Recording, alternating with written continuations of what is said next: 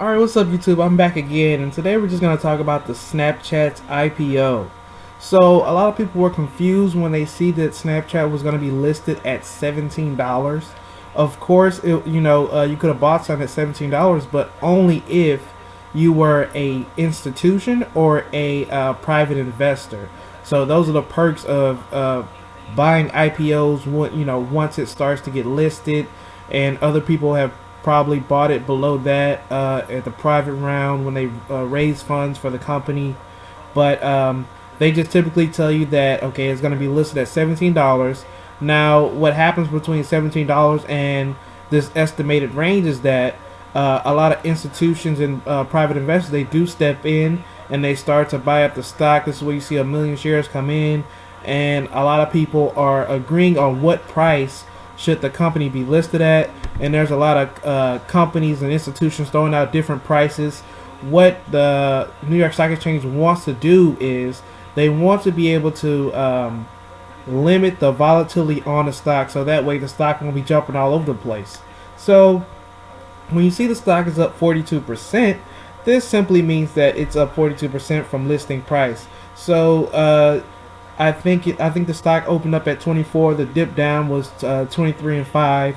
So if you're lucky enough, you're able to buy at that 23.5 level and hold it. Me personally, I won't be buying at this level, but hopefully this thing can break below $20. I think that the valuation on the company is pretty high, since the company has not made any profits just yet. The losses are bigger, and there's just a lot of risk to owning this company. I think I have to see more upside and more positive outlook for the company for me to actually go ahead and scoop up some shares and invest in it.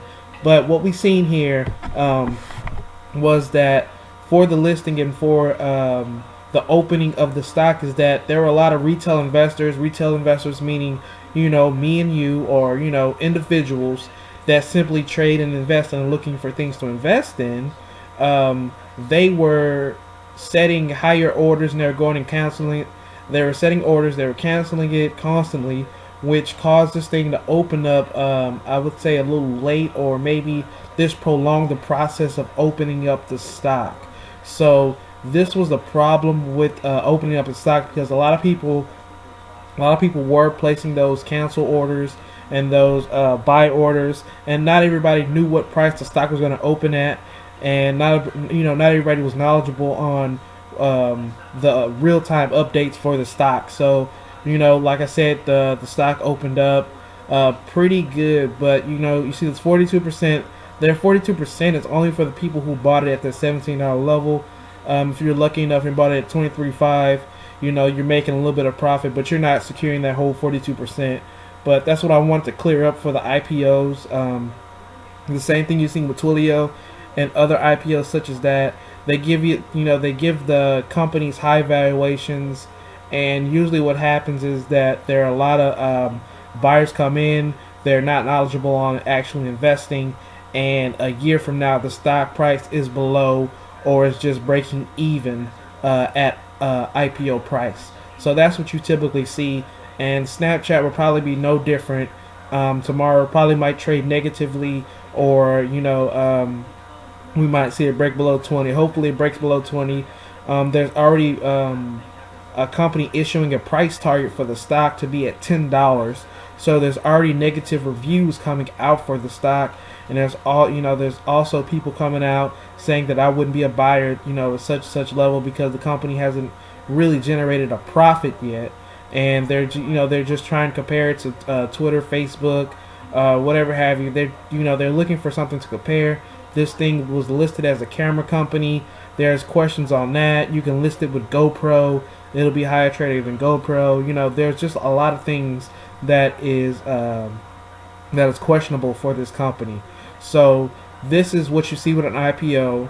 First, the company gets a private round. They fund the company so that way they can go on the stock exchange.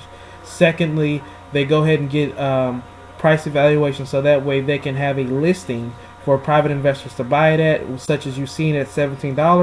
$17, they say, okay, we're going to list tomorrow, and at tomorrow, our stock will be available for private investors at first, and then after the market maker feels comfortable and after all the bids and crazy bids and volatile bids are done, we can go ahead and list it at a steady price of $24, and after $24 we can see what the stock does.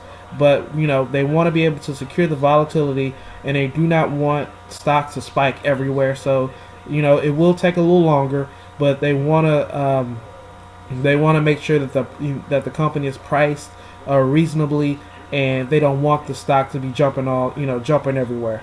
So that's what I have for you guys on IPOs. You can go back and check out my Twilio IPO video, but that's what I just wanted to clear up for a lot of people, because a lot of people were confused with Snapchat saying that it's going to be listed at $17 and then the stock opens up at $24.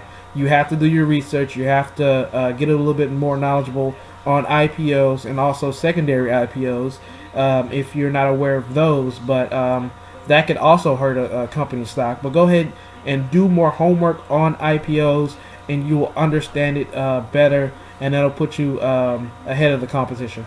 So take care, guys.